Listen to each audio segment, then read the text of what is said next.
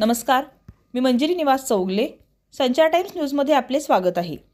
हुपरी येथील अवैध मदरसावर कारवाई होण्यासाठी हिंदुत्वनिष्ठांचे आमरण उपोषण. सविस्तर वृत्त पुढीलप्रमाणे.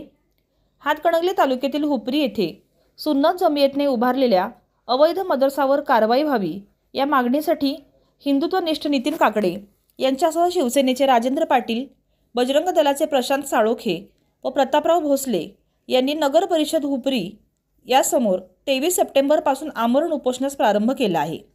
नगरपालिका प्रशासनाने कारवाई न केल्यास 24 सप्टेंबरला सायंकाळी 5 वाजता उपोषणस्थळी महाआरती आणि 25 सप्टेंबरला हुपरी बंदची चेतावणी देण्यात आली आहे.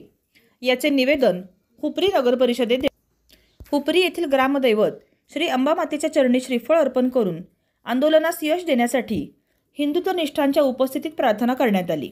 यानंतर आंदोलनकर्त्यांसह हिंदुत्वनिष्ठ हे उपोषणस्थळी चालत गेले आणि उपोषण चालू करण्यात आले.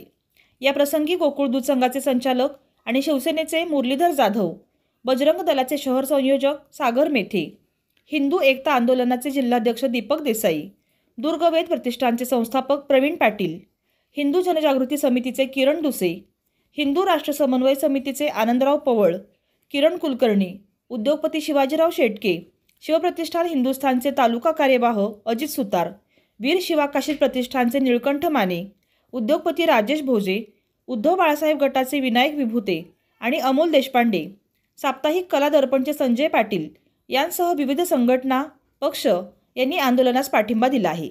संचार टाइम्ससाठी प्रतिनिधी अल्लाउद्दीन मुल्ला.